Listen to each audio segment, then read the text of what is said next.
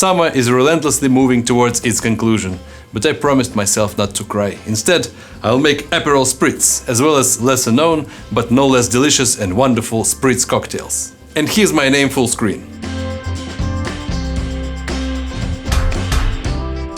Spritz is probably the most popular cocktail among normies. It's believed to have emerged in the 19th century when soldiers of the Habsburg Empire in Venice asked locals to dilute their wines to make them lighter. The term Spritz itself comes from the German spritzen, to spray, which is why I personally think that it is more correct to say Spritz rather than Spritz, but let historians and linguists debate that in the comments. An interesting fact: initially still wine was used in spritzes, not sparkling. In the 1920s and 30s, in Venice and Padua, local bitter liqueurs started being added to spritzes, the most popular of which being Select and Aperol. The debate over who was first rages on. The wine in the cocktail was still uncarbonated and remained so until the 1970s, when it was replaced by Prosecco. Over time, countless variations emerged using various bitter liqueurs, but thanks to Campari Group's carpet marketing, most of the people today don't even know they exist and simply say Aperol, referring not just to aperitivo, but to the whole cocktail. That is why today I'm not using Aperol, but other aperitif bitter liqueurs, because there are many worthy ones and Campari Group didn't pay me. And first of all, let's make a classic Spritz Veneziano. Actually, I have a lot of videos about spritzes, you can watch them in a dedicated playlist. The classic formula is 3-2-1: Prosecco, Aperitivo, Soda. And it's in that order. I personally prefer to pour the non-carbonated ingredients first and the carbonated ones on top. But once I poured the Aperol first in the video and people went nuts in the comments, well, a couple of people did, so today let them rejoice. Fill the wine glass with ice.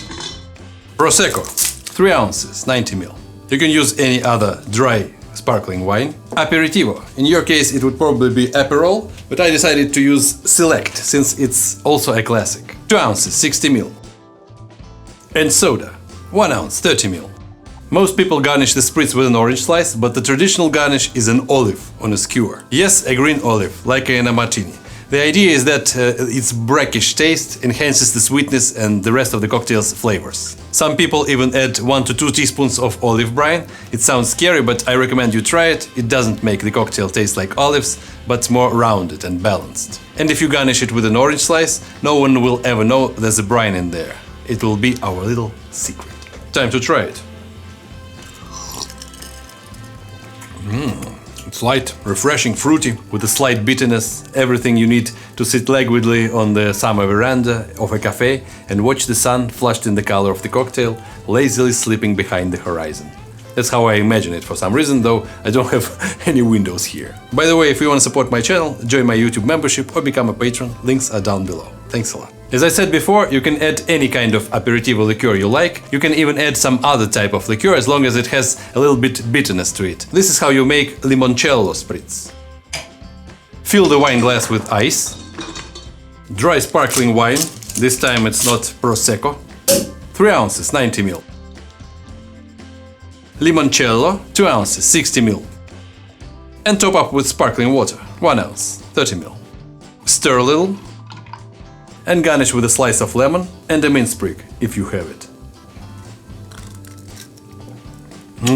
It's lemony, it's not sour, it's just like some kind of sparkling wine cocktail, like a mimosa or something like that. I like it. Maybe a little bit of acidity would help, just like 5 ml of lemon juice. Most importantly, it's refreshing, and that's all we need.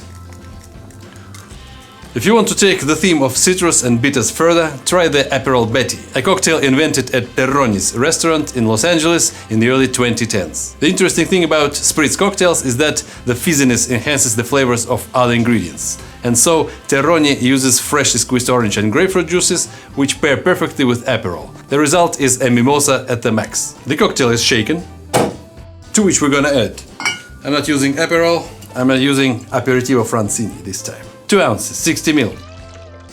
Freshly squeezed orange juice, 1 ounce, 30 ml. Freshly squeezed grapefruit juice, half an ounce, 15 ml. Fill the shaker with ice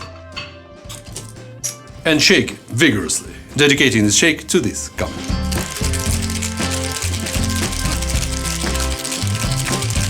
Fill the tulip glass with ice and fine strain the cocktail. Top up with sparkling wine, about 3 ounces, 90 ml. and garnish with an orange slice. Stir a little.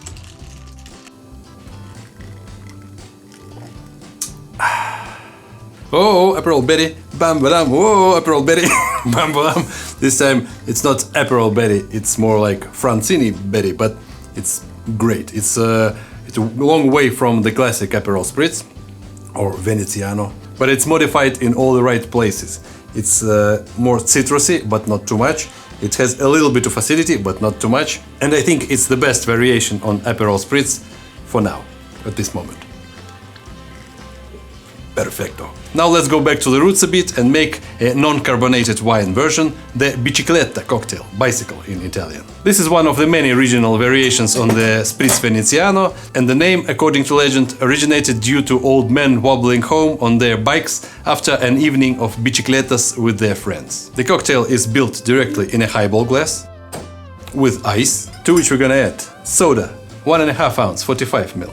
Pinot Grigio wine, 1.5 ounce, 45 ml. And this time, this aperitivo, also 1.5 ounce, 45 ml. Garnish with an orange slice.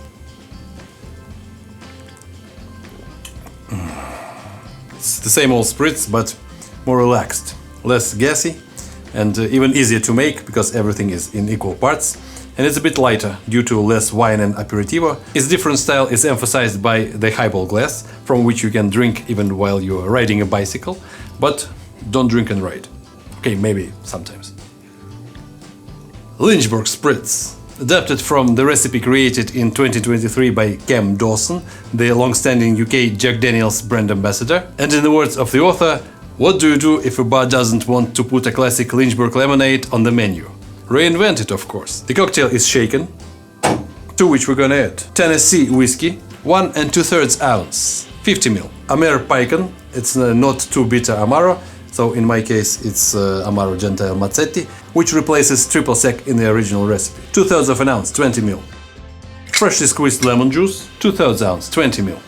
And simple syrup, 1/2 ounce, 15 ml, or if you're using a rich simple syrup, then 10 ml or 1/3 of an ounce. Fill the shaker with ice and shake it vigorously, dedicating the shake to this comment.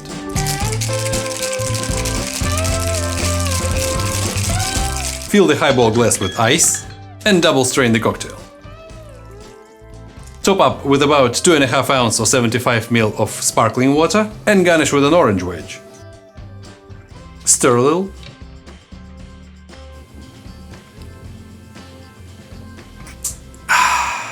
And this is how you make Lynchburg Spritz. A well-balanced, nice cocktail, reminds of the original Lynchburg lemonade, but it's not that sweet, and I'd say more balanced. A little bit bitterness to it. Great cocktail. Second place today after the Aperol Betty. That's it for today. До свидос.